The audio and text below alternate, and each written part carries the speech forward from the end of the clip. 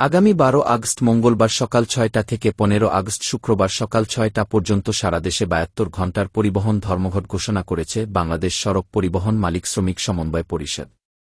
এই সময় দেশের সব ধরনের বাস ও ট্রাক চলাচল বন্ধ থাকবে।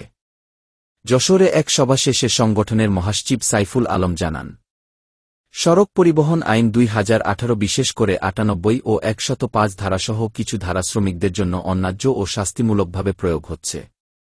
বহুদিন ধরে সংশোধনের দাবি জানালেও সরকার কার্যকর পদক্ষেপ নেয়নি। ধর্মঘটের পেছনে ৮ দফা দাবি। ১. সড়ক পরিবহন আইন সংশোধন। ২. বাণিজ্যিক মোটরযানের ইকোনমিক লাইফ ৩০ বছরে উন্নীত। ৩. ফিটনেসের ভিত্তিতে পুরনো গাড়ির চলাচল নিশ্চিত। ৪. দ্বিগুণ অগ্রিম আয়কর প্রত্যাহার। ৫. রিকন্ডিশন গাড়ি আমদানির মেয়াদ ১২ বছর। ৬. দুর্ঘটনায় আটক গাড়ি ৭২ ঘণ্টায় মালিকের জিম্মায় ফেরত। ৭. মেয়াদোত্তীর্ণ গাড়ির জন্য স্ক্র্যাপ নীতিমালা। ৮. মহাসড়কে ৩ চাকার যানবাহনের জন্য পৃথক লেন।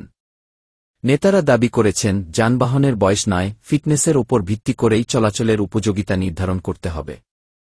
সরকার দ্রুত সমাধান না দিলে আরও কঠোর কর্মসূচির হুঁশিয়ারি দিয়েছে পরিষদ।